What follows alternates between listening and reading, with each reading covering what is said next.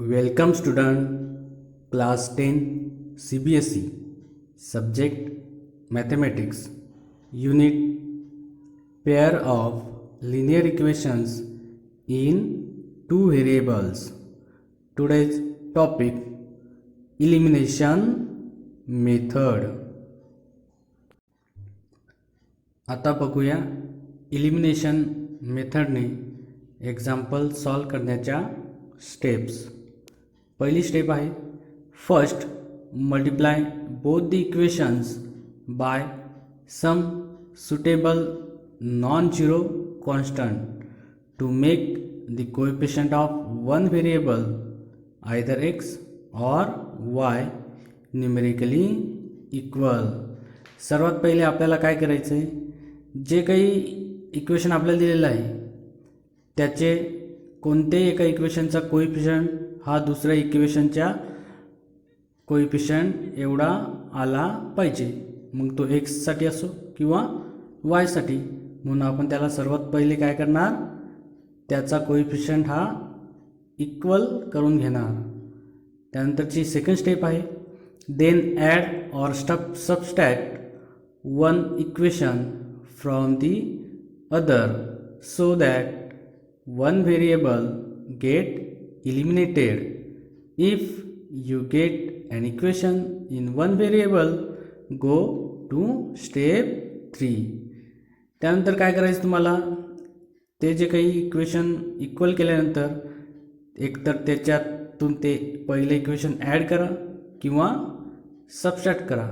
याच्यामुळे काय मिळेल आपल्याला, त्यातला एक व्हेरिएबल जो असेल तो काय होणार, इलिमिनेट होणार, म्हणजेच कॅन्सल होणार.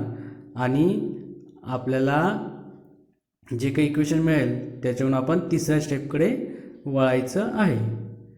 If in step 2 we obtain a true statement involving no variable then the original pair of equations has infinitely many solution.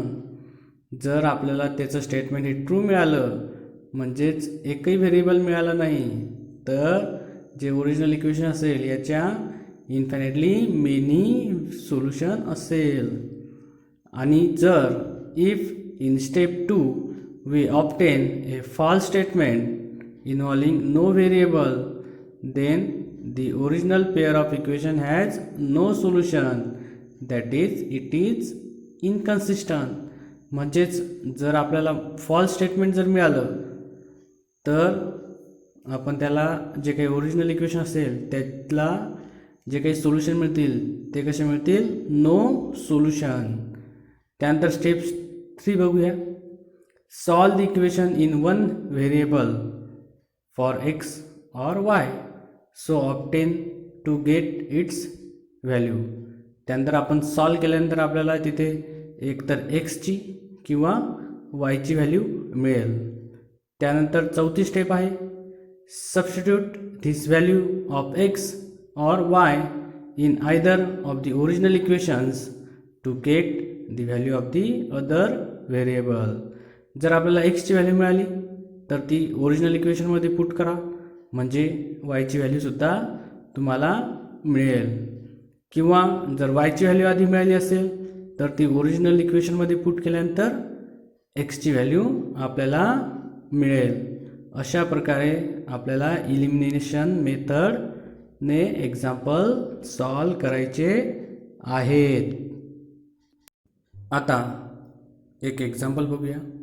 Use elimination method to find all possible solutions of the following pair of linear equations. 2x + 3y = 8 equation number 1.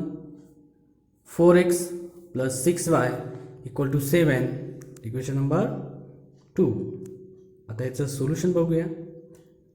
By step जशा आपल्याला step सांगितल्या त्यानुसार आपण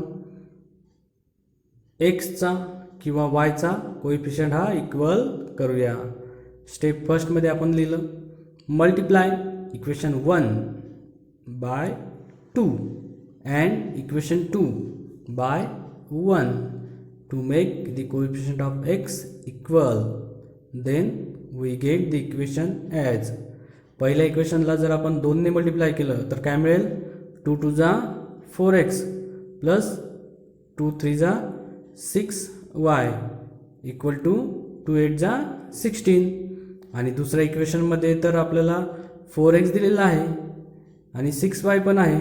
okay, म्हणजेच त्याचा एक नाही तर 2 कोएफिशियंट जे आहेत म्हणजे एक्सचे आणि वायचे दोघांचे कसे मिळाले, सारखे. आता सेकंड स्टेप करूया. Subtract equation 4 from equation 3. मग बघा, 4x minus 4x 0 plus 6y minus 6y again 0 equal to 16 minus 7. म्हणजे आपल्याला आन्सर काय मिळालं, 0 इक्वल टू 9. आणि हे बरोबर आहे का, मग नाही, हे ट्रू नाही आहे, म्हणजेच हे काय आहे, फॉल्स आहे. कारण 0 इक्वल टू 9 हे कसं झालं, फॉल्स स्टेटमेंट झालं. Therefore the pair of equation has no solution. आता आपण एक्झाम्पल नंबर 2 बघूया. The ratio of incomes of 2 persons is 9:7 and the ratio of their expenditures is 4:3. If each of them manages to save rupees 2000 per month, find their monthly incomes. आता याचं solution बघूया. Let us denote the incomes of 2 persons by rupees 9x and 7x and their expenditure by rupees 4x and rupees 3y respectively. Then the equations form in this situation is given by 9x minus 4y equal to 2000 equation number 1 and 7x minus 3y equal to 2000 equation number 2. Step first बघूया. Multiply equation 1 by 3 and equation 2 by 4 to make the coefficient of y equal.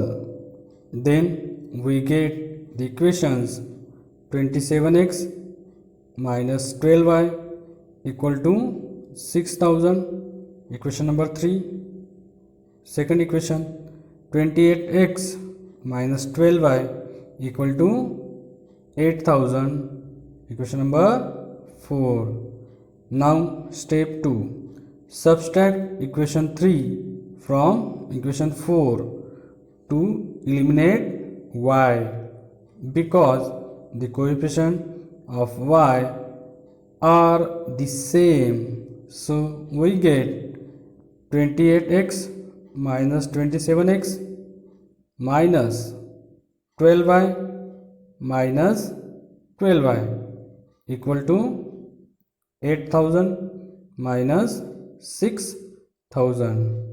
That is, we get x minus 0 equal to 2000. That is x equal to 2000. Step 3.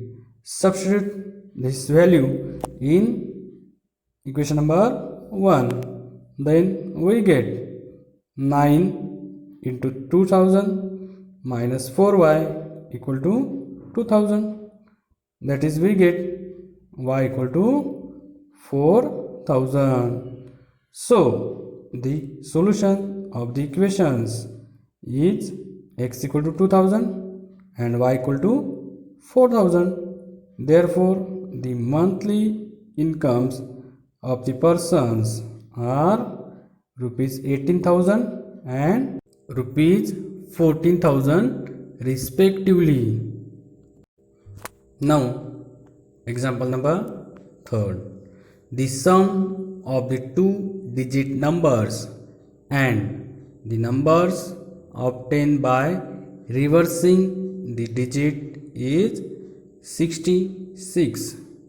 If the digits of the number differ by 2, find the number.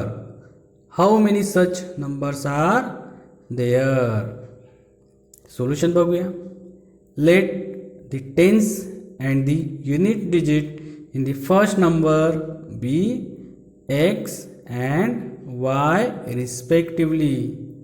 So the first number may be written as 10x plus y in the expanded form. For example, 56, that is equal to 10 into 5 plus 6. When the digits are reversed, x becomes the unit digit and y becomes the tens digit. This number in the expanded notation is 10y plus x. For example, when 56 is reversed, we get 65 and it is equal to 10 into 6 plus 5 according to the given condition. पहा, या एक्झाम्पलमध्ये आपल्याला 2 digit नंबरची सम दिली होती आणि number obtain bye reversing the digit is 66. जर आपण त्या नंबरची अदलाबदल केली तर आपल्याला तो नंबर 66 इतका मिळत होता. याच कंडिशननुसार आपण हे दोन इक्वेशन मिळवले. आता जी काही कंडिशन त्यांनी दिलेली आहे त्या कंडिशननुसार आपण लिहून घेऊया. त्यात दोघांची सम किती आहे? 66 आहे. म्हणजेच कसं लिहिलं त्याला? 10x प्लस वाय प्लस त्याचं रिव्हर्स केल्यावर काय मिळाला? 10y plus x equal to 66. त्याची ॲडिशन केल्यानंतर काय मिळते मग आपल्याला? 11x plus 11y equal to 66. 11 जर कॉमन घेतला तर काय मिळेल? 11 into x plus y equal to 66. म्हणजेच x plus y equal to 6. Equation number 1 देऊया. We are also given that the digit differ by 2. परत आपल्याला दुसरी कंडिशन जी दिली होती त्यानुसार परत लिहून घेऊया. त्याच्यातला फरक किती आहे? 2 आहे. फरक म्हणजेच वजाबाकी त्यांची, म्हणजेच x minus y equal to 2. Equation number 2. किंवा आपण त्याला y मायनस एक्स सुद्धा लिहू शकतो, म्हणजेच y minus x equal to 2. याला इक्वेशन नंबर 3 देऊया. या दोघांपैकी कोणतंही एक इक्वेशन आपण यूज केलं तरी चालेल. If x minus y equal to 2, then solving equation 1 and 2 by elimination we get x equal to 4 and y equal to 2. In this case we get the number 42. जर आपण पहिले आणि दुसरं इक्वेशन इलिमिनेशन मेथडने सॉल्व केलं तर आपल्याला तो number किती मिळतो? 42. केव्हा? जेव्हा x इक्वल टू 4 आणि y इक्वल टू 2 असेल तेव्हा. If y minus x equal to 2, then solving equation 1 and equation 3 by elimination method, then we get x equal to 2 and y equal to 4. In this case we get the number 24. Thus there are two such numbers, 42 and 24. कारण 42ला जर आपण reverse केलं तर 24 मिळतात आणि 24ला reverse केलं तर 42 मिळतात.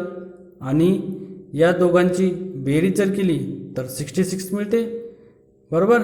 आणि त्यांची वजाबाकी जर केली तर किती मिळते? 2. ओके. म्हणजेच आपण जे काही ॲन्सर काढलेलं आहे ते कसं आहे? करेक्ट आहे. अशा प्रकारे आज आपण इलिमिनेशन मेथड बघितली. आता त्यावरचं जे काही होमवर्क आहे एक्सरसाइज 3.4 मध्ये, तर इलिमिनेशन मेथडने तुम्ही ते सॉल्व करू शकता. आणि तसेच सबस्टिट्यूशन मेथड आणि इलिमिनेशन मेथड या मेथडने जर तुम्ही ॲन्सर काढले तरी ते दोघांचे ॲन्सर कसे येतील, सारखेच येतील.